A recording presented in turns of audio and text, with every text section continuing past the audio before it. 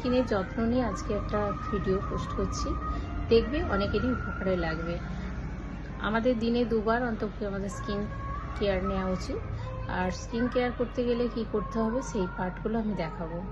আমাদের সবাই অনেকে আমাদের গ্রামের দিকে বেশিরভাগ সবাই স্নান সারার সময় সাবান মুখে দিয়ে ওয়াশ করে তারপরে আর কোনো কিছু করে না। প্রথমেই বলি, সাবান আমরা মুখে কেউ দেবো না, যেহেতু মুখ আমাদের খুব সেন্সিটিভ, সেহেতু মুখে খুব সফট টাইপের কোনো কিছু দিয়ে আমরা ক্লিনজ করব।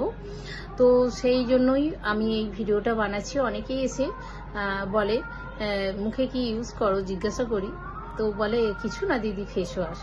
আর কিছুদিন পর মেচেদা বা গুটি গুটি ব্রণ, দাগ, বিভিন্ন রকমের ফাঙ্গাল ইনফেকশন এসবগুলো হয়।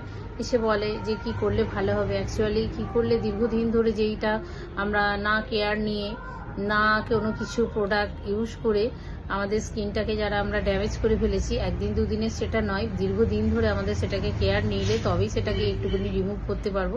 আর শুরুতে যদি আমরা কেউ প্রত্যেক দিন, যদি দিনে দুবার আমরা ফেসের বা স্কিনের যত্ন নিই, তাহলে আমরা সবাই খুব ভালো থাকতে পারবো। তো চলো আজকে স্কিনের যত্ন কিভাবে নেবো। সিম্পল একটা ব্যাপার, যেটা আমরা অনেকেই করে থাকি, ফেস ওয়াশ করি কিন্তু তারপরে আর কিছু করি না, কিন্তু সেগুলো করতে হবে। প্রথমেই করব আমরা ফেস ওয়াশ করে নেব।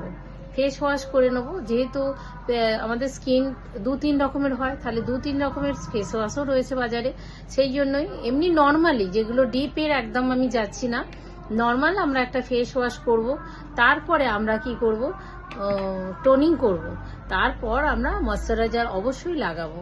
তো চলো আজকে আমি দেখিয়ে দিই ময়শ্চারাইজার অ্যাপ্লাই বা টোনার কিভাবে আমরা অ্যাপ্লাই করব, সেই অ্যাপ্লিকেশনটাও আমি দেখিয়ে দেবো।